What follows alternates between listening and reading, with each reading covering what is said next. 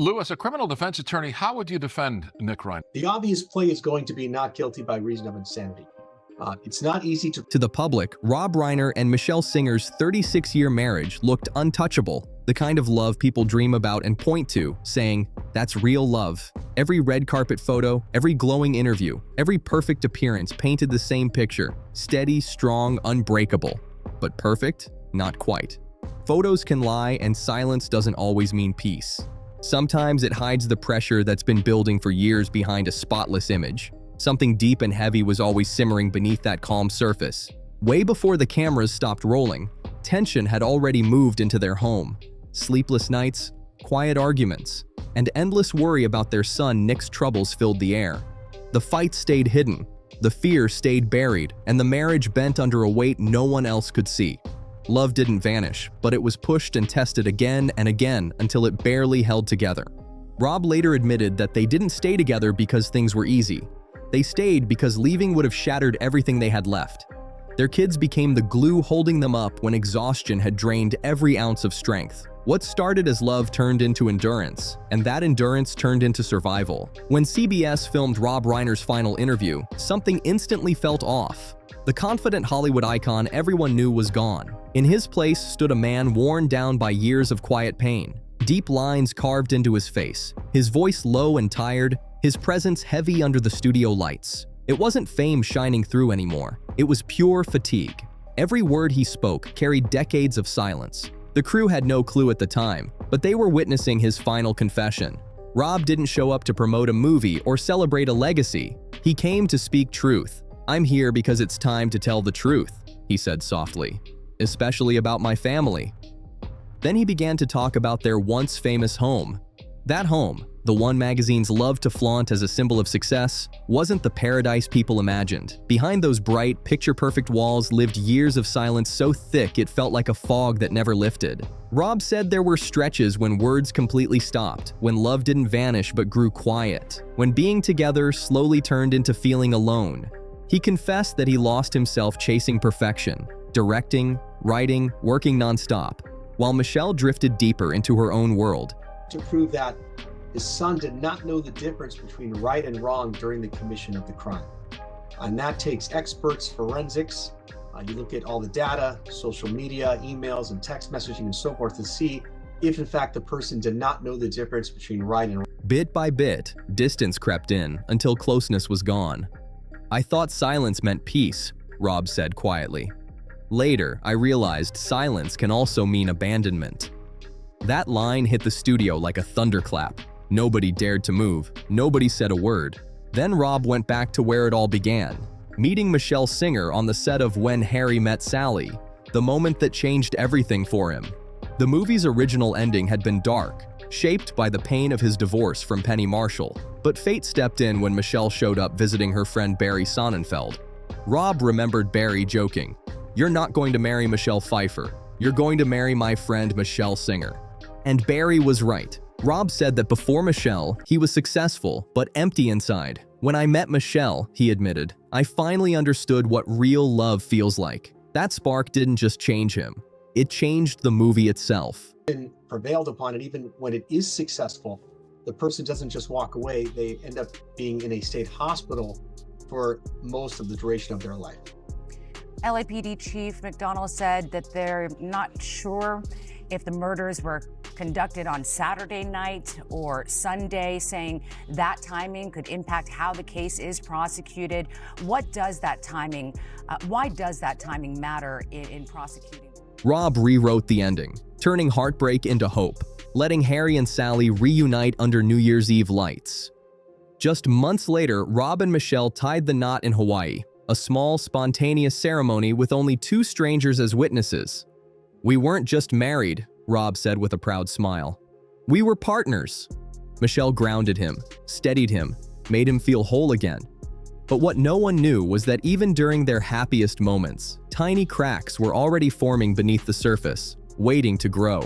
Rob chuckled softly when he talked about raising their 3 kids. He was the soft one, the spoiler, while Michele was the planner, the structure, the calm in the storm. That balance kept their home together for years, even when the world outside was pure chaos. To Rob, Michele wasn't just his wife, She was his anchor.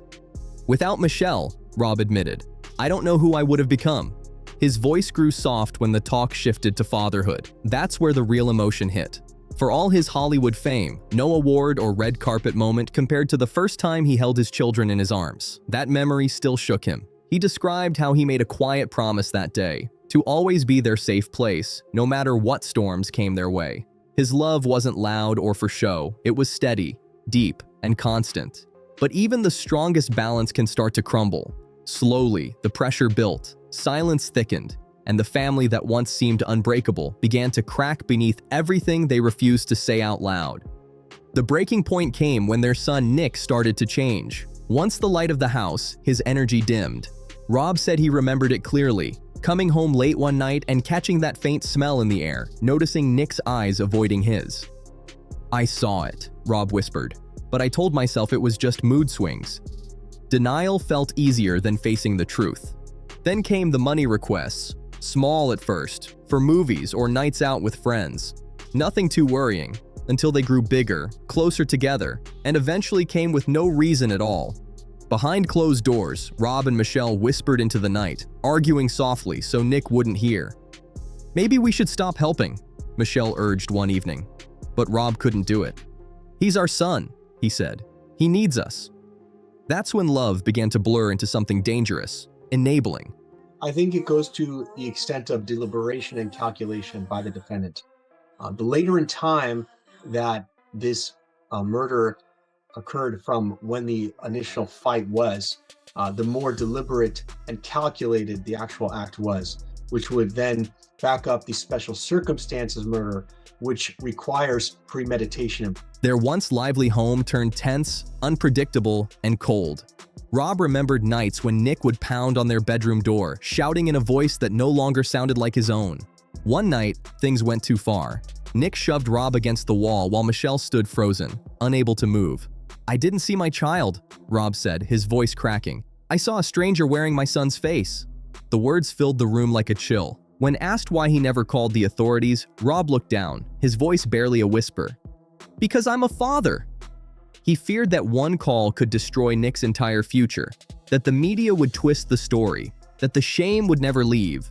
But beneath all that fear lived a harder truth. Rob was scared to face love when it started breaking apart. Sometimes, even fierce love isn't enough to save someone you'd give your whole world for. There were nights when everything just fell apart behind those closed doors. Nick would explode in anger, storm out, and leave pure chaos in his wake. But what came next was even worse. The silence. It hung heavy, louder than the shouting itself. The hardest part wasn't the damage, Rob said quietly. It was opening the door again, hoping again, believing again that maybe this time would be different. When Nick came back asking for money, Rob already knew deep down he was being used. But if I said no, he admitted softly, I'd lose him completely. He called it betrayal in slow motion. Our son betrayed us, Rob said. But we betrayed ourselves too, because we didn't have the strength to say stop. Those words hit hard. Fear had taken the place of boundaries. Denial had replaced action, and silence had turned into its own kind of prison. Still, Rob never stopped loving Nick, even when that love came with fear. I still saw the little boy who needed me, he confessed. That love became both his comfort and his curse, a light that guided him, and a chain that kept him trapped. The more they tried to save their son, the more the family itself began to fall apart. Rob and Michele started drifting away, inch by inch, under the unbearable weight of everything. Late nights turned into quiet stares. Conversations became circles with no end. And there was never one big explosion, just years of slow exhaustion. The love that once held them together became the very thing tearing them apart. What hurt most wasn't the judgment, Rob said. It was the illusion. People saw the pictures, the red carpets, the smiles, the laughter, and thought that was the truth. But peace didn't live in that house anymore. Every argument circled back to the same heartbreak, the kids. Not from hate, but from love, expressed in two completely different ways. Michele wanted control, boundaries, structure, something stable. Rob? He just wanted to hold his kids close, no matter the cost.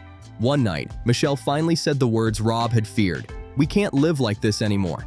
He froze, terrified that one wrong sentence would push her away for good. Their fights were never loud. They were whispered confessions at midnight, standing in the kitchen with tired eyes and trembling voices, both of them drained but still holding on to whatever was left. One night, Michele looked Rob straight in the eye and asked the question that shattered everything. "Are you protecting our child, or your idea of being a good father?" Her voice didn't tremble. It cut through the room like glass. Rob's reply came barely above a whisper. "If I let go, I lose him." That single sentence drew a line between them that would never fully close again. Things spiraled after one terrible night when Nick crossed a line that couldn't be ignored. Michele, shaking from both rage and heartbreak, grabbed her phone and said, "I'm calling the police." But Rob jumped in front of her instantly, his voice breaking. "Don't, please. He's our son." Michele dropped to her knees, tears spilling from exhaustion, not fear. "You're choosing him," she said, "and leaving me behind." The room fell silent, a silence so sharp it hurt to breathe. Rob couldn't deny it. "I love you," he whispered, "but I love our child too. I don't know how to keep from losing you both." That night nearly ended everything. Divorce was said out loud, suitcases came out, then slowly went back into the closet. Rob later said it was the first time he truly believed their family might not make it. Not because love had died, but because it was pulling them apart in two opposite directions. "We didn't fight over fame or money," Rob confessed. "We fought over the kids, the ones we loved more than anything." Michele wanted accountability, a wake-up call. Rob wanted protection, safety, a chance to fix things quietly. "I couldn't stand the thought of seeing my son in handcuffs," he said softly. Michele's reply hit like a knife. "And I can't live in fear anymore." They were both right, and that's exactly what made it unbearable. Rob chose silence over confrontation, thinking he was keeping the family together. "Maybe," he said quietly, "I was just stretching the pain instead of stopping it." Those late-night arguments didn't blow up all at once. They eroded everything, drop by drop, like slow pressure you don't notice until it's too late. To the outside world, they still looked flawless. "People believed the pictures, the smiles, the polished version of us," Rob said. "But the truth was much messier." He paused, voice almost gone. "Happiness doesn't mean there are no cracks," he said softly. "It means seeing them and still trying to stay." Then came the quietest line of all, the one that left the crew speechless. "Everything has a price," Rob whispered. "And I don't know if we paid it the right way." It wasn't just Nick. Their other children, Jake and Roy, carried their own quiet battles too. The kind no one ever talked about, the kind that lived behind polite smiles. When Rob spoke about them, his sadness came out calm but crushing, heavy, steady, full of guilt that never left his voice. Jake grew up with comfort, Rob admitted. Maybe too much of it. He was bright, but missing that fire to chase something for himself. "Every time I thought he'd finally step up," Rob said, "there was always another excuse. Not ready, not the right time, the world's too hard." Each reason sounded believable, so Rob gave in, again and again. "I kept saying he'd grow up. Eventually," Rob whispered, but eventually never came. Roy was different, loud, ambitious, bold, used to getting her way. What started as small requests turned into constant financial help. At first, it was harmless, a few small expenses. Then came rent, then temporary loans that were never paid back. Michele didn't always argue, but her silence said everything. Something in their home, their beautiful Brentwood sanctuary, had shifted. What was once a place of warmth had become a reminder of how messy love could be. When Roy said she didn't feel safe living far away, Rob's heart folded instantly. She didn't ask. She demanded a house next door. Private, elegant, comfortable. Michele was furious. "Are we helping her or hurting her?" she asked, her voice cold and sharp. Rob had no answer, only guilt. In the end, he gave in again. "I couldn't stand the thought of my daughter being unhappy," he confessed softly. Jake stayed too, caught in the same endless cycle. Comfort over courage, safety over independence. The house grew quieter, softer, and somehow emptier. "We'd sit at dinner," Rob said, "and no one would talk. I'd look at my kids and wonder, do they even want their own lives?" That silence at the table said more than words ever could. But what broke him most wasn't the money or the exhaustion. It was the sadness in Michele's eyes. She never yelled. She just whispered one night, "We're running out." Rob didn't ask what she meant. Money, patience, faith, he already knew. "I chose giving over guiding," he admitted, "pleasing over parenting." Then came the hardest truth of all. "I was so afraid of losing my children," Rob said, "but in the end, I lost myself."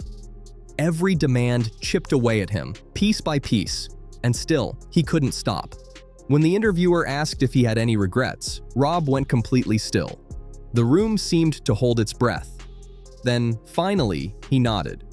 "I regret thinking I had time," he said softly. "Families don't fall apart from one big moment. They fall apart from 1,000 small ones, the ones we let slide." That line hit like thunder. For the first time, Rob looked straight into the camera. His eyes were tired but painfully clear. His voice lowered, almost like he was speaking directly to Michele. "If you're watching," he said gently, "I understand now. I just understood too late."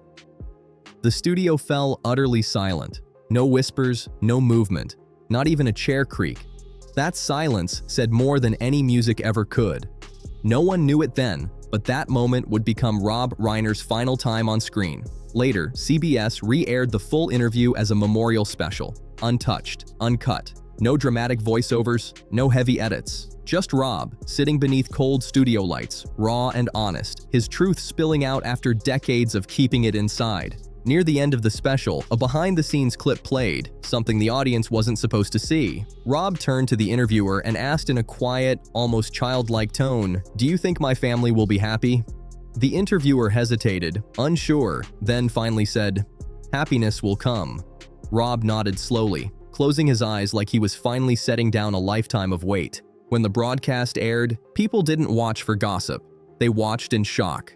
Rob and Michele had always been Hollywood's perfect couple, smart, grounded, deeply in love. Seeing the truth behind those smiles stunned millions. It wasn't dramatic. It was heartbreakingly real. Rob didn't sound like a celebrity anymore. He sounded like a father at war with himself, torn between love and regret. And that's what made it so haunting. Sometimes tragedy doesn't crash through the door. It grows quietly, right inside the homes we trust most. The media called it Rob Reiner's final confession. Others said it felt like a quiet cry for help that no one heard until it was far too late. Then came the 14th, just 1 month after that interview, when everything finally collapsed. The news hit like a lightning strike. The same family the world thought had finally found peace was suddenly gone.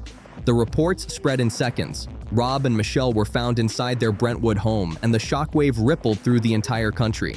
The image of Hollywood's most enduring love story had shattered, and the world couldn't look away. What shocked the world even more came right after.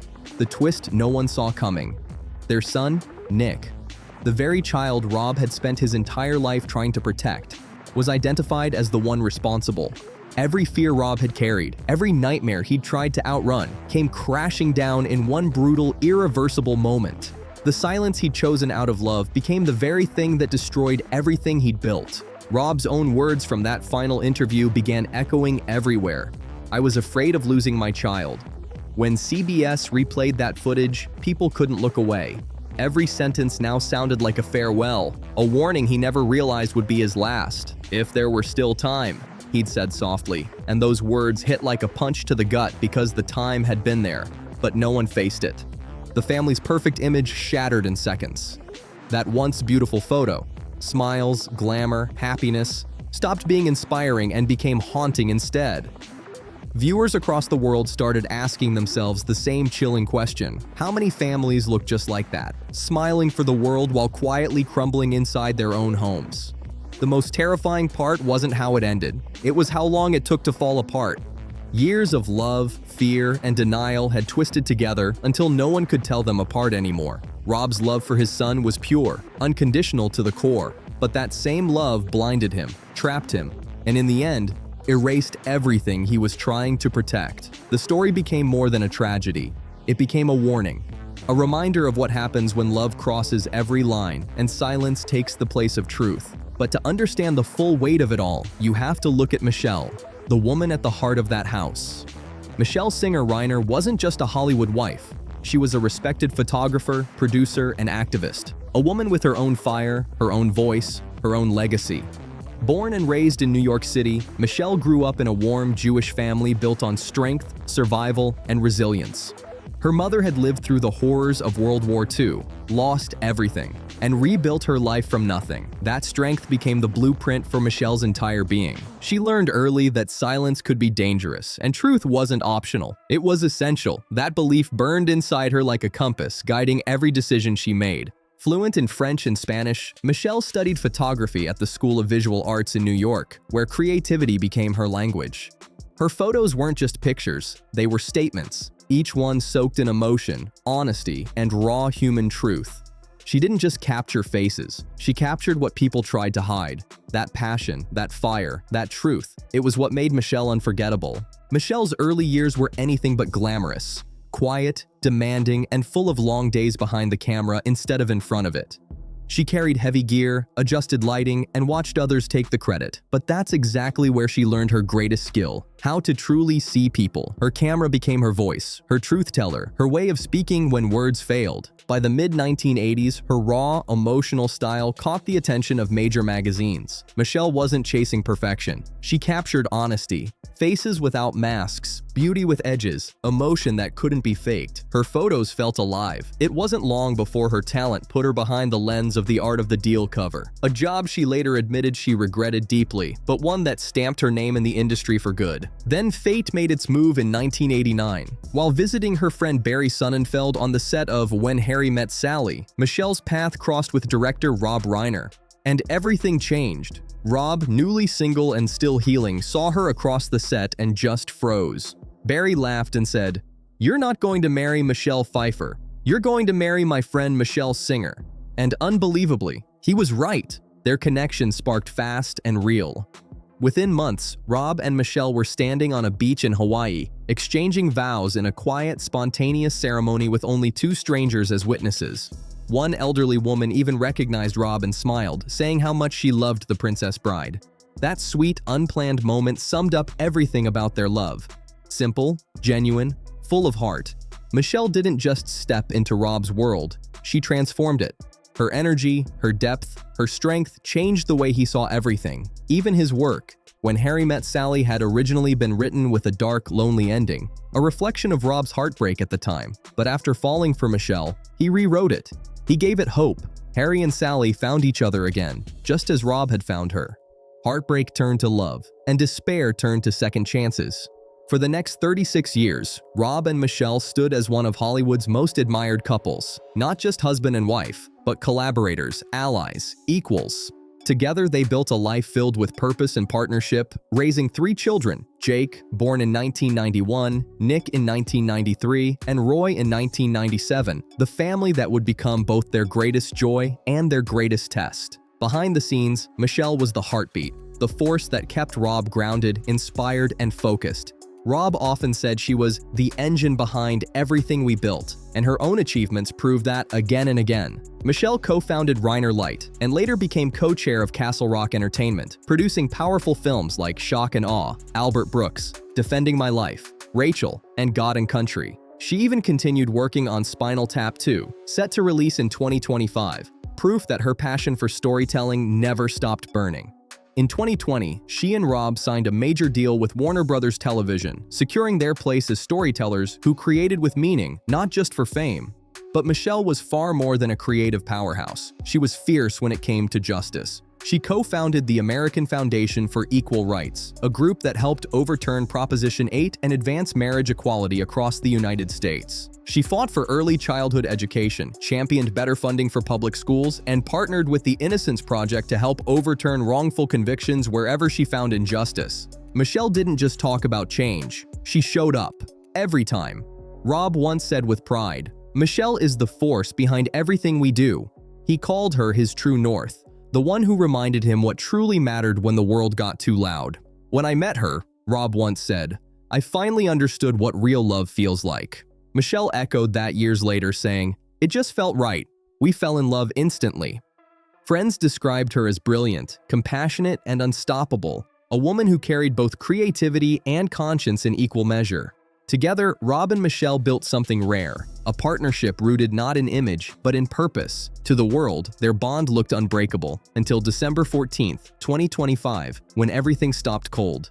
That morning, the news broke. Michele and Rob were found inside their Brentwood home, and the shock spread like wildfire across Hollywood and far beyond. Their son Nick was taken into custody in connection with what happened. The silence that followed was heavy, a silence that felt alive, dense with questions no one could answer. When CBS re-aired Rob's final interview, it landed differently. Viewers didn't see a director, a legend, or a Hollywood name. They saw a father who had spent his whole life trying to keep his family from falling apart. Every sentence hit harder now. What once sounded like quiet reflection felt like a man leaving behind a message in real time. Rob's words weren't polished, rehearsed, or grand. They were real, human, honest. People don't like to admit it, he had said, but behind perfect smiles, a lot of families are quietly struggling. That's what he wanted the world to hear. That love without limits and silence without action can slowly become the very thing that breaks what you're trying so desperately to protect. Rob didn't speak for attention. He spoke because he couldn't let silence win anymore, even if understanding came too late. He wanted the truth to be seen, raw, flawed, and real. And that truth stayed with everyone who watched long after the screen faded to black. So if this story moved you, if it made you feel, question, or reflect, don't let it disappear into silence. Like, subscribe, share, and drop a comment about what part hit you hardest. Let's keep talking about the truths hidden behind those perfect smiles, because that's how change begins.